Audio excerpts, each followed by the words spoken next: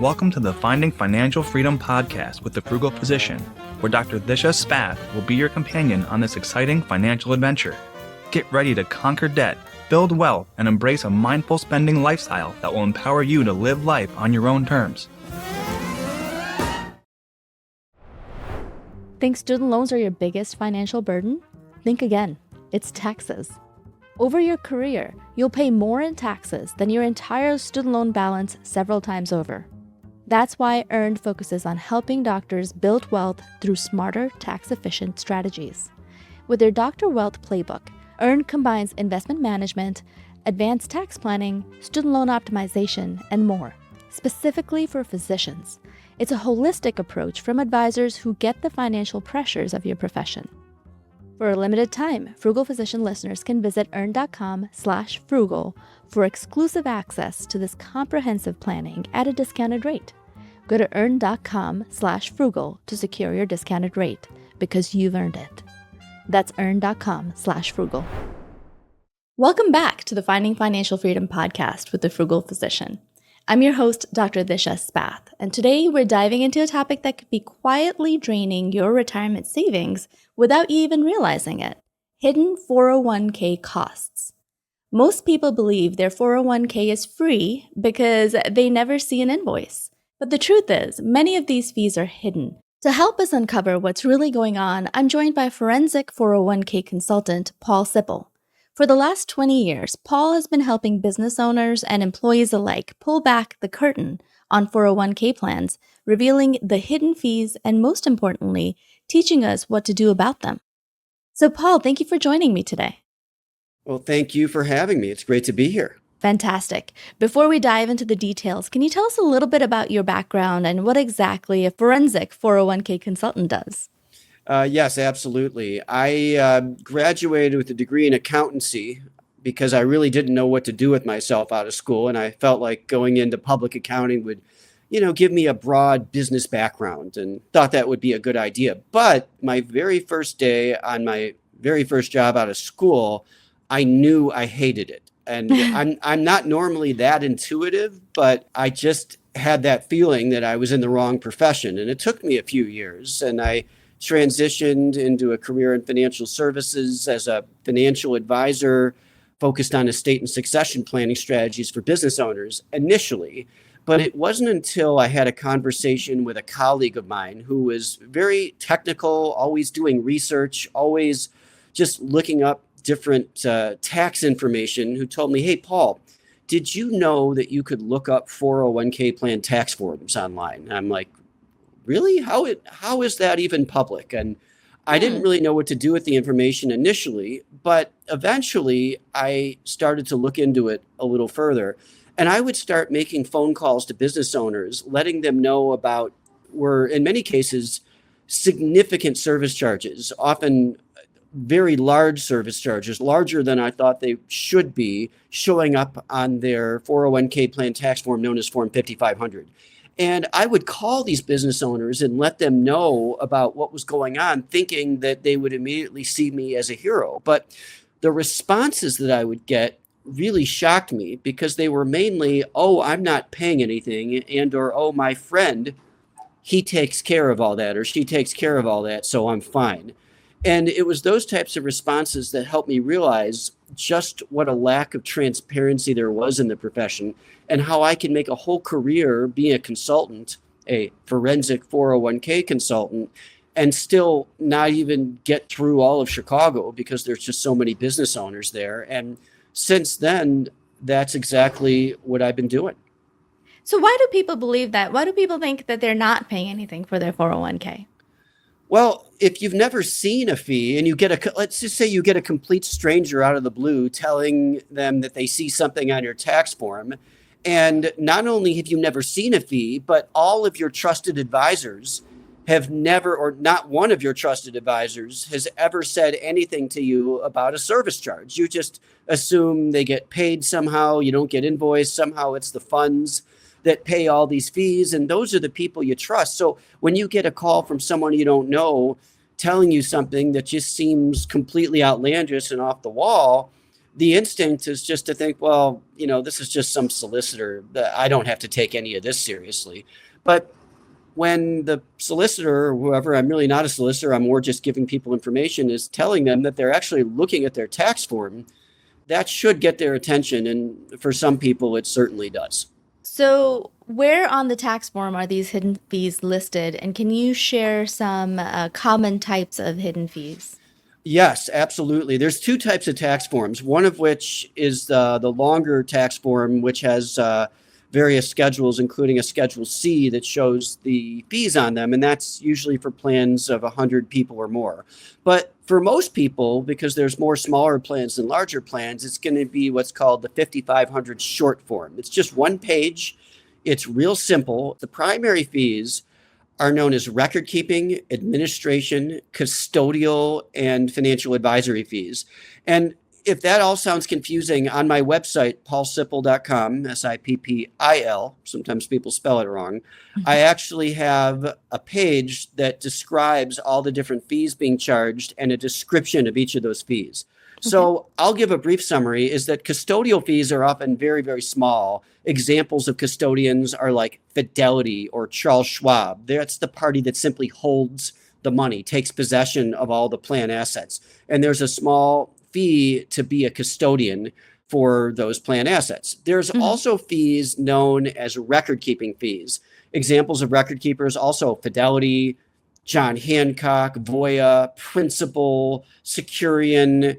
Those are some of the large providers that come to mind. And record keeping simply means keeping track of participant balances, providing a website, an 800 number for the employer and the participants to call, keeping track of all the loan balances, anything having to do with keeping records, making sure that the contributions are uploaded to the plan in a timely manner. And administration, however, is all the compliance work. There's a lot of regulations that have to be followed. The preparation of the tax form is the main part of the administration services. There's also something called discrimination testing, which are these basically refers to complex rules, making sure that there are enough contributions made by what's known as the non-highly compensated employees in proportion to the highly compensated employees. Otherwise, the highly compensated employees get redemption checks at the end of the year, so they can't max out their contributions. And then there's the financial advisor. And these are the fees that are the most nefarious, because financial advisors get paid automatically out of everybody's accounts, whether or not the services are being used. And when I ask the owner or the plan sponsor, how much time is the advisor spending with the participants? The plan sponsor says, I don't know, I've never asked. And that's because they don't get a bill and the fees are passed on to the participants. So there's very little incentive for the business to monitor the extent to which the financial advisor is providing services. And what they do is they charge based on a percentage of plan assets for plans that are almost always participant directed with mutual funds that are very generic that a fifth grader could select. So let's give an example of a medical practice that has $10 million in it and 50 people. This happens all the time. Or an $8 million practice with 30 people. That's a lot of money and lots of contributions being made, but there's very few people in the plan. So the amount of time that is spent is usually based on how many people. So if there's another plan with $1 million with the same number of people, it's not any different in terms of the amount of work. Or in other words, just because there's more money doesn't mean the advisor is doing any more work. But as the contributions and the market pushes up the value of the plan, the advisor gets a financial windfall, oftentimes upwards of $50,000 a year in fees, or sometimes in the form of commission payments, which are fees that are built in to the cost of the mutual funds that you really have a hard time seeing. And yet oftentimes there's maybe an hour or two worth of services provided in return for, in many cases, upwards of $50,000 in fees. This is what I try to point out to the practice to make sure that they know that they can negotiate or eliminate those fees if they're not using that service. Oh, interesting. So they can go to the advisor and be like, okay, so you're not really giving us that many hours of advice. Can you change it? Absolutely. And it's amazing how nobody even knows to ask. And I'll add this too. It's not just the advisor, it's the record keeper and the administrator. The record keeping fees are often much greater than the administration fees, along with the advisory fees. The administrator actually does a lot of work. in terms of all the compliance work and this discrimination testing and the preparation of the 5500 form and keeping the plan sponsor informed of all the complex rules. Yet the advisor often gets paid 5-10 times the amount that the administrator gets paid. So it's really kind of backwards. But with the record keeping fees, that's also often based on a percentage.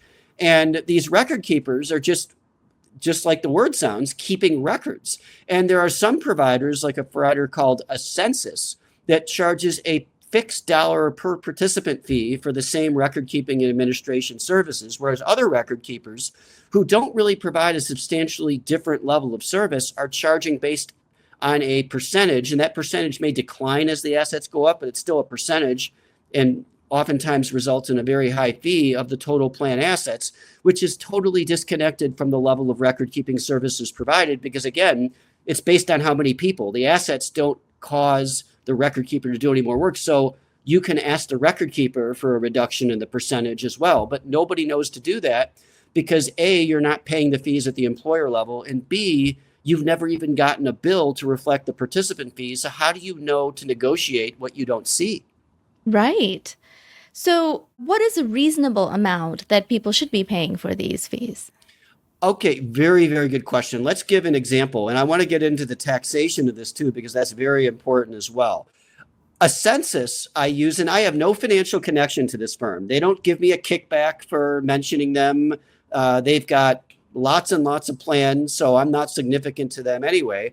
But their fee schedule is very much out in the open. I believe it's $4,250 for all the record keeping, the basic record keeping, administration, and custodial services, subject to potentially additional non-recurring fees for, I believe, the first 20 participants, and I believe $75 for each additional participant up to 50, and then it declines as the participants increase. So that's a very simple, clear number.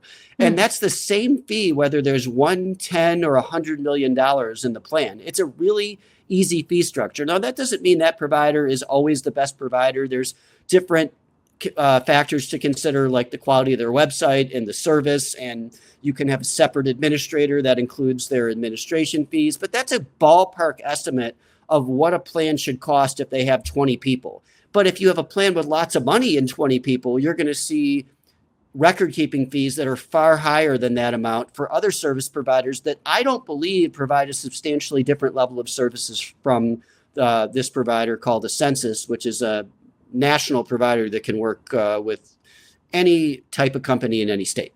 What about the advisory fees? What's a reasonable amount to be paying? Now, that gets a little trickier because it often depends on the level of services that the advisor is providing, such as how many meetings is the advisor conducting? That's the primary value of the advisor. And that's also a really good question. So we can get into, like, not only what should the advisor get paid, but what should the advisor even be doing? The selection and monitoring of the funds, especially when they're primarily what's called passively managed index funds that simply mirror what the market does, which I like, by the way. And there's nothing wrong with them because they're low cost. It's hard to beat the market. I get it. And that's often very similar kinds of funds to what I recommend. But it doesn't take much work to monitor the S&P 500. For advisors to primarily get paid as though they're managing a list of investments that are participant directed, which means it's not the advisor that's making buy-sell decisions. It's actually the participants that are controlling the funds. So all the more reason not to pay the advisor a whole lot of money for funds they can't even control. Usually there's 10 to 20 different funds, and the participants can pick from within those funds that the advisor helps select. But when they're index funds, you don't have to monitor their performance relative to the benchmark because they are the benchmark. So that should put significantly downward pressure on the advisor's fees because it takes so little time for the advisor to perform that function that they are saying is the primary function of their services because you're not enough of an expert and you need an advisor to help. Well, if the funds aren't changing, then there's not much help that the advisor is even providing, and the funds usually don't change. As Ted Benna has said, the inventor of the 401k, advisors need to get back to a fee-for-service model like accountants and attorneys. They're getting paid as if they're doing an original piece of work, which is just bizarre and inefficient. They need to charge a fee for service and just help people, a flat fee that is, retire. So that's what the advisor should do. Help people do a budget. Help people use the retirement plan calculator and which case you enter in all of your assets and your expected growth rate and inflation rate and your life expectancy and your retirement age and your contribution level. And you play with the numbers, and it shows you how much or how little you'll have during retirement and how much your monthly income will change based on changing those parameters, such as increasing or decreasing your contributions. Right. Helping people figure out the difference between a Roth and traditional 401k, which people think is an IRA. A Roth is an IRA too, but you can also do a Roth 401k, and helping people figure out which investments to select, and developing customized risk-based models that might range from conservative to moderate to aggressive. Maybe adding alternative investments like gold and silver, which most people don't always discuss or talk about. And just generally helping the participants focused on how they can retire. It's important to charge a fixed dollar fee, because if they're charging a percentage, and they usually do, what if someone needs to pay off their credit card debt first? And oftentimes you should, if you're paying 20% credit card debt. Once you've taken advantage of the match, which is the best return you can get, maybe you need to establish a 6-month savings cushion first before you put money into a tax-deferred account that's restricted for many years if you're young, until you're 59 and a half. But if you're getting paid on a percentage of assets, well, your incentive is not necessarily to tell someone to set money aside to buy a house or have more savings or pay off your credit card debt, because a financial advisor can calculate how much money they're losing by giving what would otherwise be honest advice. So that's exactly what a financial advisor should be doing. 100% agree. I mean, I can say that I've very rarely actually reached out to the advisor of the 401k that I'm contributing to at my employers. I mean, most of the time, most people I know hire their own advisor to help them with all this stuff. If we're paying already for an advisor in our 401k, what a waste of money. Yes. And that's another really good topic to talk about, is that not only are they not using an advisor, but oftentimes people are already paying an advisor separately. And what you can do often is have the best of both worlds. You can set up what's called a self-directed brokerage account, which is especially common with professional services firms that have more money, namely medical practices. So when you have this separate brokerage account, you're not forced to pay an outside advisor. And then you can pick the funds on your own if you want, and you like to do your own stuff, or you can have your personal advisor who's probably already advising you on your other assets outside of the 401k plan. And then your advisor and you can work out a fee arrangement for the assets in your 401k plan, which I'm sure would make your advisor happy anyway. And also, before I forget, the reason these fees are so egregious isn't because of just the amount. It's because that most of the money is the doctor's money. Usually it's not the administrative assistants, it's the doctors. And it's often, maybe, let's say there's 1 or 2 doctors that own the practice, and 70 to 80% of the money is theirs. That means they're personally paying 70 to 80% of those fees out of their own accounts, because they're passed on not equally, but in proportion to the account balances. But here's where it really gets crazy. Those fees paid at the participant level are not even tax deductible. How can you miss out on this tax deduction? And how can the advisors not be telling you that? But you know when fees are tax deductible, when they're paid by the employer. And this is why I'm preaching, and have been preaching for my whole career, and so few people are doing this, that fees be paid at the employer level. But you can't get away with a $50,000 commission at the employer level, because commissions can only be paid by the participants out of the funds that are built into the cost of the investment funds. But when the fees are paid by the employer, I would argue that the fees would go down by 50% or more overnight, because when you actually get billed, you think a lot more when you actually have to write a check, and you think a lot more about whether or not you're actually getting value for the services. And you might be incentivized to start asking the participants, hey, this guy just sent us a $50,000 bill.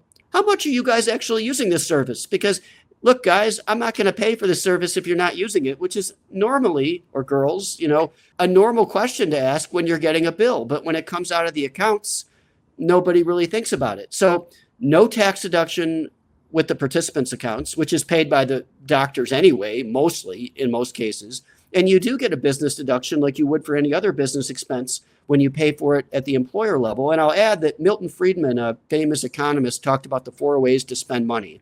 You can spend your own money on yourself, your own money on someone else's money on yourself, or someone else's money on someone else. And in the latter case, you don't economize and you don't seek the highest value. And that's exactly how the entire industry operates. Wow. So how can employees find out what fees they're paying in these accounts? Well, you can always ask for a fee disclosure statement, but when you get these fees, which aren't even always clearly disclosed on your statements, which nobody really looks at or understands anyway, but you also don't know the context. If you see a charge for $500-$600, I don't know, what's that for? Is that even reasonable compared to other plans? But without even knowing that, if you see a financial advisor charge and you don't use the financial advisor, this is what's so unfair. I mean, what if half the participants are using the advisor and the other half aren't, or only 10% are using the advisor, which is more common? Well, that's kind of unfair to the other 90% that are forced to pay an advisory fee for a service that they're not even using when they might even have their own advisor anyway that they otherwise would have employed. And maybe their own advisor would have given them a discounted price because they're already charging them on all their other assets. So I think that's what makes this industry so unfair. So how do you find out though? You can look up the tax forms online, just like me. You don't need a special service. There's two websites. There's efast.dol.gov/EBSA as an Employee Benefits Security Administration, or freeerisa.com. You have to set up an account there, but it's a free account. And all you do is type in the name of any company and you can look up the current and past year's 401k plan tax forms. The DOL site goes all the way back, DOL's Department of Labor, to 2009. Free ERISA only goes back to the previous year. And then when you look at the tax forms, you can't see your fees, but oftentimes you can see the fees charged to the plan overall. Okay. Okay. So how does this impact small businesses, as small doctor practices? Well, in a way, it doesn't affect the business at all because all the fees are paid at the individual account level, which is why the businesses don't have an incentive to really worry about it. It's not going to have any effect on their business. And in fact, it's much better to actually have the business pay more than zero, because again, the owners of the business are the ones paying the fees anyway. It's just out of their personal account. So you're Right. much better off not only getting a tax deduction, but paying a much lower fee. And this is how it affects the business, saving all the other participants money. So an example the Department of Labor gives is a 35-year-old participant with a $25,000 balance that, just as a result of paying an additional 1% in fees over that participant's remainder of their investment lifetime until 65, they will pay approximately $67,000 in fees and approximately 28% of their balance, not including all the taxes they'll pay upon withdrawal if they're in the traditional 401k, Yeah. just as a result of paying that additional 1% in fees. Often it's more, and the physicians who have much more money than average are going to pay way more than $67,000 over that time. And they can use this as a marketing tool to attract and retain high quality employees, to tell them, look, if you go to work for any other small medical practices, you're going to be not only paying fees at the participant level, but significant fees. But you know what we're doing? Because we wised up, we're eliminating all the record keeping, administration, custodial, and advisory fees from the participants. And we're going to pay that all ourselves. They don't have to tell them that it's selfish because it benefits the people with the most money the most and that they get a tax deduction. They can just say, hey, we're saving you all this money and this is going to add up. So if you want to stay here a long time, just know that this is significant additional indirect compensation that you might not be accounting for when deciding whether or not you want to work for our practice. Yeah, a lot of people don't even know this is a problem. So yeah, I mean, you're introducing a whole other level of recruitment incentives if Yes. you know about it and are wise about it. Let's go back to the self-directed brokerage account. Is this a brokerage account that you're opening aside from your 401k, or is it inside the 401k? That's a really good question. Again, it's inside the 401k. Now, there is typically an additional annual fee. It could either be paid at the practice level, or it's sometimes like a $50 to $100 annual fee. Sometimes, in some cases, providers like American Funds, which I don't love for this reason, will charge a $400 annual per participant fee. Now, if you have $1 million, that's not that significant. But what if you want to open up your investments to any investment you want and you've only got $10,000? Well, $400 is actually a huge fee. That's a 4% fee. So you do want to be wary of those charges. But again, sometimes it's only $50 or $100 per year per person. And for the freedom to select any fund you want, including individual stocks, that often can be worth it. Yeah. Okay. So if you were a small business owner, which I think you are anyway, and you were setting up a 401k for your employees, what would the ideal 401k look like to you fee-wise? Well, and I didn't actually answer your question about what should a reasonable advisory fee be. If the Yeah. advisor is doing regular meetings, maybe 2 or 3 meetings a year, maybe 4, and or regular calls, whether it's in person or Zoom calls with the participants, like there's real value for that. Typically, I charge for a plan with 20 people, maybe somewhere between $1,250 and $1,500 per quarter. And again, that's contingent on the level of services that I'm providing. Now, if you're going to charge significantly more than that, or even a little bit more than that, it should at least be reflected in the amount of time that's being spent. But a reasonable fee generally, and there is liability insurance that I have as an advisor, and the advisor does, I typically will charge a minimum baseline annual fee of $2,500 just for my availability and the cost of being a fiduciary and the liability that I face. The remainder of the fees really has to be based on the value and the time. And because the financial advisor's value is predicated on selecting and monitoring the funds, which the plan sponsor doesn't understand and doesn't understand the amount of time or how little time that actually takes, and doesn't understand the complete lack of complexity there typically is in selecting and monitoring funds, the plan sponsors, the business owners, are not really in a position to negotiate. And if they understood that the true value of the advisor is based on their time, is based on the level of time that they're spending regularly one-on-one with the participants and also in group calls, then they would be in a much better position to determine what a reasonable fee should be. And as a rule of thumb, your fee shouldn't be significantly more than the administrator if the administrator is actually spending more time and doing more work than you are. That makes sense. So for individuals, what questions should they ask their employer or plan provider right now? Well, the first one is, do you have a relationship with the financial advisor? Because so oftentimes, not only are the fees not scrutinized due to lack of awareness, but it's oftentimes due to a personal relationship, such as a friend or a family member.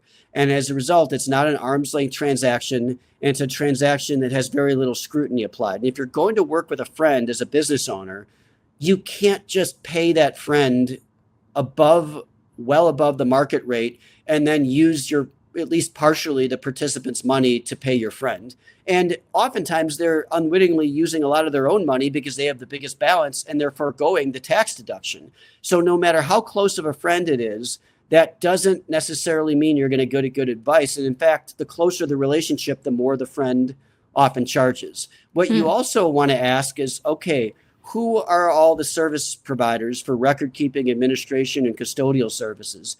And what are they charging at the plan level? Not just me, but what are their overall fees? Because if you know that a census exists, not just as an employer, but as a participant, and you find out that the total fees, which you can often find on the tax form, but it's always good to verify it with the employer, and you see that there's 25 or hell, 50,000 in total fees, and you only see 20 participants in your plan on the tax form, or you know there's not many people working at your company, and you know there's a reasonably priced provider like a census out there, then you can ask your employer, hey, did you compare our fees to a census as well as the service level and technology and website, given that we're paying so much more? And how much of that total fee is being paid to the advisor? How many other participants is this advisor meeting with? Because I'm not meeting with this advisor at all.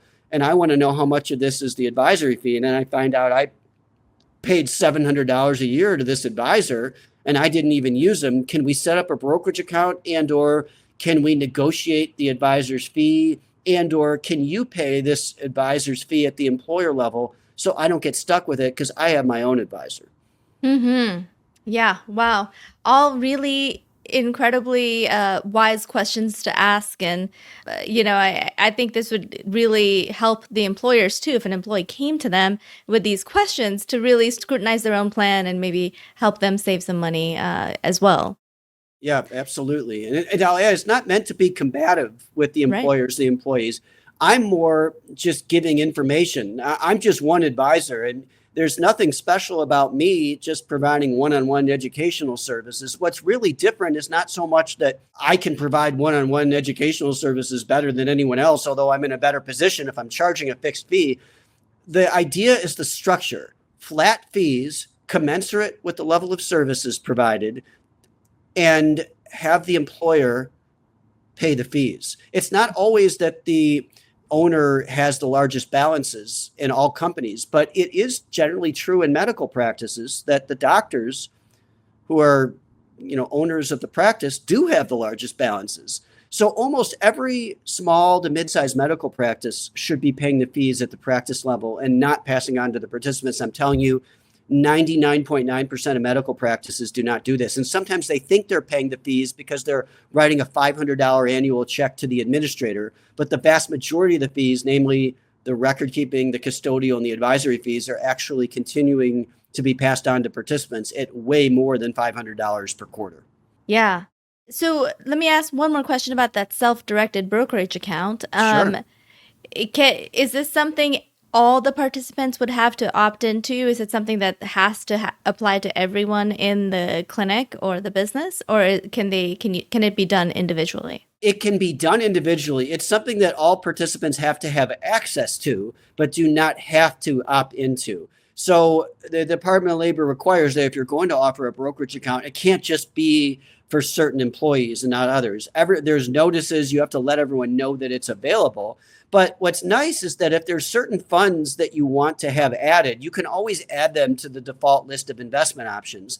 And oftentimes, as I mentioned earlier, that annual fee could be cost prohibitive. So you absolutely do not have to opt in. And if you want the flexibility of the investments in the brokerage account, and there's a few funds that you want to have access to, but you don't want to pay those brokerage account fees, the advisor can work with the plan sponsor and have certain investments added as a list of what's called default investment options. So all participants can access those investments without having to go in to the brokerage account.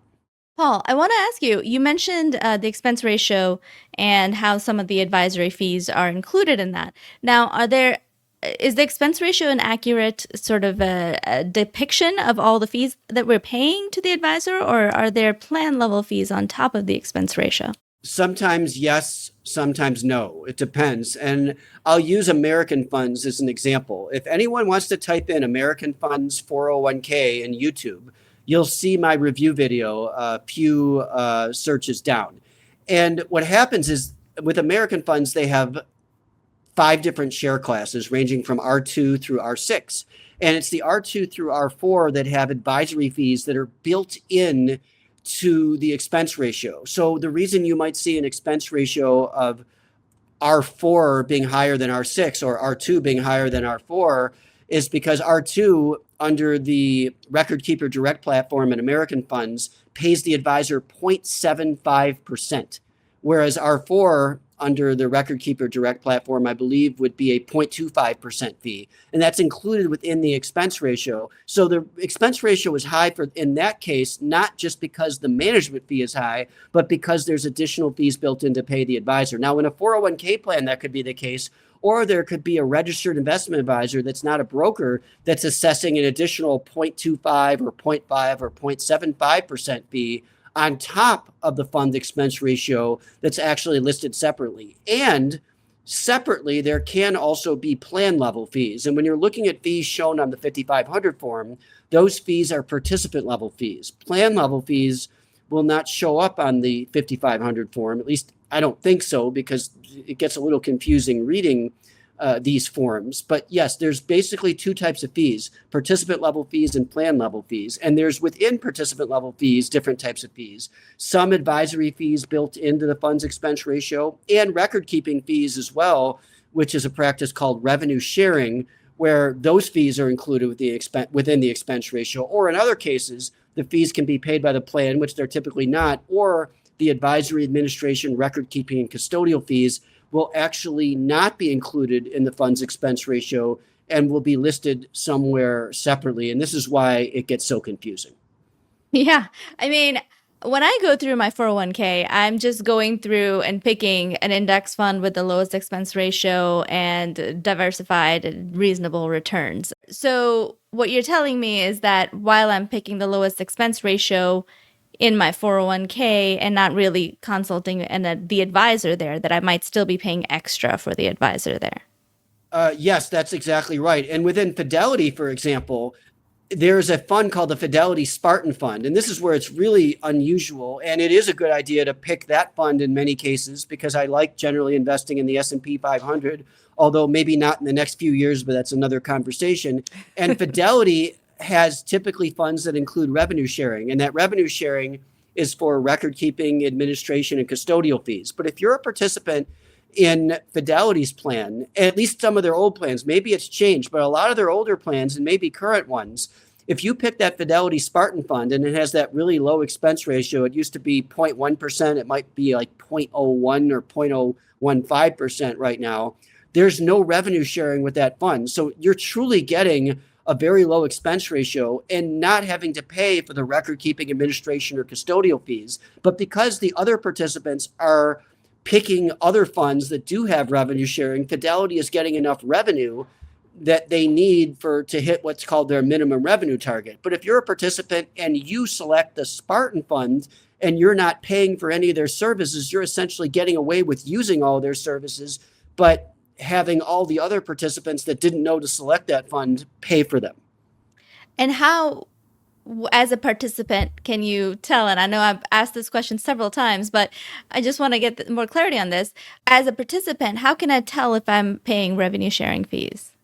Well, if you see one fund that's substantially less than other funds, at least it's within Fidelity, you wouldn't necessarily know inherently that you're paying revenue sharing because not all plans are set up that way. It's just that usually Fidelity's plans, and they don't have to be, even all Fidelity's plans aren't set up that way, but the default way that they're set up is that Fidelity, with the exception of that fund and maybe a few others, is getting revenue sharing out of most of the funds, and they need to get a minimum amount of revenue sharing so they don't have to bill you. And oftentimes plan sponsors will get a reduced bill and they'll think they're getting a discount. And all that means is that Fidelity, because the assets have increased, is getting additional revenue sharing, which is why they're decreasing or even potentially eliminating their billable fee. But if you have a Fidelity plan and you're selecting the Spartan Fund and it has a minuscule expense ratio, and you look at other funds that have much higher expense ratios, and most of those cases, it's because those funds not only have a naturally higher management fee, but also because they have revenue sharing included within them. Oh, that's so enlightening. I actually happen to have a Fidelity 401k, so you hit on it. I'll have to go look for that Spartan Fund. Yes, absolutely. Hope that's helpful. Well, Paul, this has been a really enlightening conversation. Let's lighten things up with a rapid fire round. Yeah, don't worry, don't think about it too much. Just give me the first thing that comes to mind. You ready? I'll do my best. All right. What's the biggest money mistake you see people making in their 401k? Oh, good question. I would say not looking at their investments and their allocation and ensuring that it's consistent with their goals. Yeah, totally. One financial tool you personally can't live without. ChatGPT comes to mind, but it also makes a lot of mistakes. But you got to have some baseline level of knowledge to use it. Yes, that's right. But because I do have a baseline level of knowledge, it certainly helped me. Yeah. If you could wave a magic wand and change one thing about the retirement system, what would it be? Just for people to know that they're paying significant fees out of their accounts, and people just don't know that. Yeah. I mean, a lot of personal finance educators, I think, harp on fund fees, front-loaded fees, and just the expense ratio of the actual fund. But a lot of people are not talking about, what the actual 401k administrative fees are and how they can save money there as well. So I think this is huge. Yes, and that expense ratio being high is often because of advisory fees that are built into the expense ratio because of an overly expensive advisor share class. I see. What's the best financial advice you ever received? Just put together a budget. It helps you get disciplined. I love it. Coffee, tea, or something stronger when you're digging through 401k filings? Just a good diet. And clean water. Yeah. And clean water, yes, that's so important. Well, Paul, this has been an eye-opening discussion. Before we wrap up, what's one action step every listener should take this week to get clarity on their 401k costs? Look up your employer's tax form on freearisa.com or efast.dol.gov. Actually, it's /5500 search, not EBSA. And we'll share that link in the show notes. Yeah. Ask your employer if your employer knows what all the costs are, and that'll open up a discussion.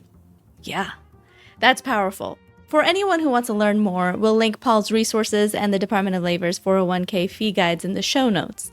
That's it for today. Paul, thank you so much for joining us. Thank you. It was great to be here. Remember, your 401k isn't free, and the sooner you uncover the hidden costs, the more money you'll keep for your future. If you enjoyed this conversation, please share it with a friend and leave us a review. It helps more people find the show and take charge of their finances. Until next time, I'm Dr. Disha Spath, reminding you freedom isn't about how much you make, it's about how much you keep. Stay frugal, y'all.